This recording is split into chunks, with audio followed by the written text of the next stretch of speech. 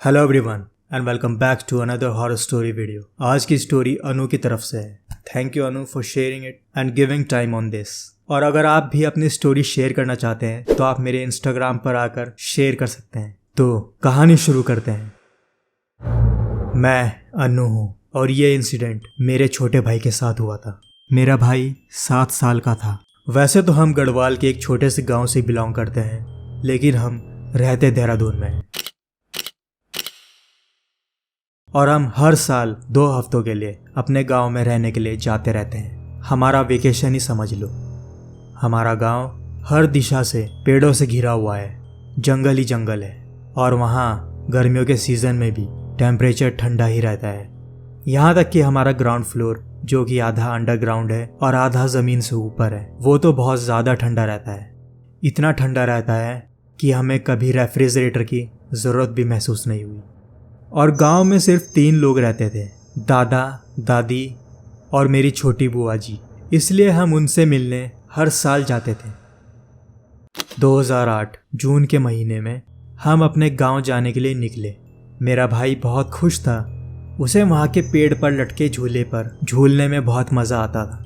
कुछ घंटे बस में सफ़र करने के बाद फाइनली हम अपने गांव पहुँचे और दादा दादी से मिलकर हम दोनों बहुत खुश हुए। बुआ ने काफ़ी पकवान बनाए हुए थे, हलवा, पूरी, छोले और अरसे भी।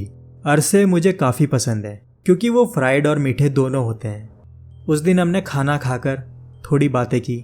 शाम हो चुकी थी और अंधेरा होने ही वाला था, तो हम सब सोने चले गए क्योंकि हम थोड़े थके हुए भी थे। अगली सुबह मैं और मेरी बुआ जी कच्चे आम काट रहे थे उनका अचार बनाने के लिए, और मेरा भाई घर से दूर जंगल के पास वाले पेड़ पर लटके हुए झूले पर झूल रहा था। कुछ टाइम बाद जब मैंने अपने भाई की ओर देखा तो मुझे उसके साथ एक छोटा बच्चा नजर आया जो उसे झूला झूला रहा था। मैं पहले सोचने लगी कि ये छोटा बच्चा इतनी दूर कैसे आया होगा, क्योंकि हमारे गांव में बहुत ही कम घर हैं और वो भी काफ़ी दूर दूर हैं। मैं ये सोच ही रही थी कि मैंने देखा मेरा भाई और वो बच्चा खेलते खेलते जंगल के अंदर चले गए, पर मुझे वो नज़र आ रहे थे। फिर थोड़ी देर बाद वो दिखाई नहीं दिए, तो मैंने बुआ को बताया कि भाई जंगल में चला गया है किसी बच्चे के साथ। तो बुआ को काफ़ी चिंता हुई, तो हम दोनों पेड़ों के पास गए और उसे आवाज़ मारने लगे। हमने काफ़ी देर तक आवाज़ मारी, लेकिन कोई जवाब नहीं आया। और थोड़ी देर बाद मेरा भाई वापस आते हुए दिखाई दिया। वो काफ़ी धीरे धीरे चल रहा था और उसके साथ जो बच्चा गया था वो बच्चा उसके साथ नहीं था। जब मेरा भाई जंगल से बाहर आया तो बुआ जी ने उसे काफ़ी डांटा।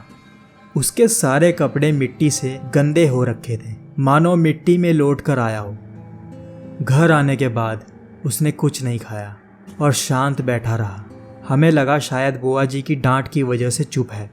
जब लंच करने हम सब लोग बैठे तो हम सब खाना खा रहे थे, लेकिन मेरा भाई चुपचाप बैठा बस घूरे जा रहा था। उसने अपना पानी का गिलास उठाया और फटाफट पीने लगा। फिर उसने मेरा भी गिलास उठाया और पानी पीने लगा। पापा ने उससे पूछा, क्या हुआ, ज़्यादा प्यास लगी है क्या? वो कुछ नहीं बोला और मम्मी के गिलास का भी पानी पी गया। वो पापा का गिलास उठाने ही वाला था कि पापा ने उसका हाथ पकड़ लिया और पूछा, क्यों पी रहा है इतना पानी, क्या हो गया? वो कुछ नहीं बोला। काफ़ी देर तक हम उससे पूछते रहे। फिर वो भारी आवाज़ में बोला, पानी दो, पानी दो, पानी दो।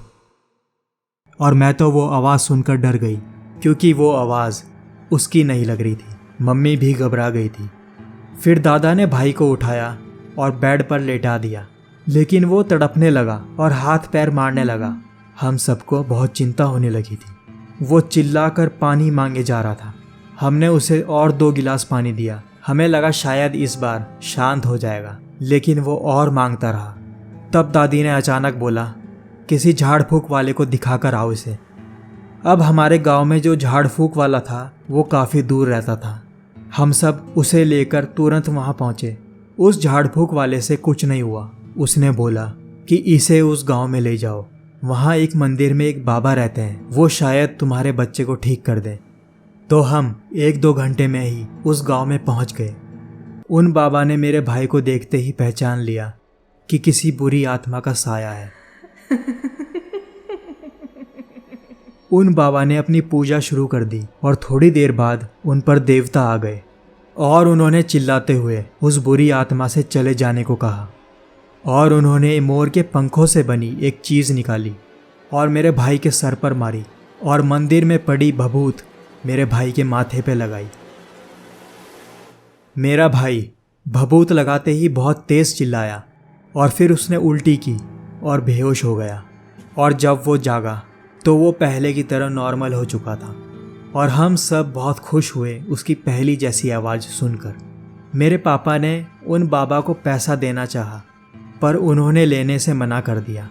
फिर हम सब अपने गांव वापस आ गए और उसे सुला दिया। अगली सुबह सब नॉर्मल हो चुका था पर पापा ने भाई को बहुत ज़्यादा डांटा कि जंगल में कभी किसी के साथ मत जाना। फिर हम कुछ दिन और रहने के बाद वापस देहरादून आ गए।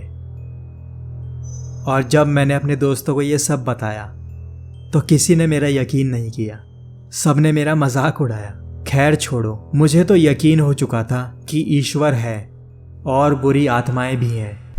शिट भाई, ये स्टोरी पढ़ने के बाद तो मुझे यकीन ही नहीं हो रहा था कि कोई भूत सिर्फ पानी मांग रहा था। एंड आई होप अनु तुम्हारी फैमिली के साथ ऐसा इंसिडेंट फिर कभी ना हो। And again thank you for sharing your story. Alright guys, आज के लिए इस वीडियो में इतना ही। अगर आप लोग भी स्टोरी शेयर करना चाहते हो तो आप मेरे इंस्टाग्राम पर शेयर कर सकते हो। और अगर आप लोगों को ये वीडियो पसंद आई तो प्लीज़ लाइक और सब्सक्राइब कर देना और हम जल्दी मिलेंगे अगली वीडियो में।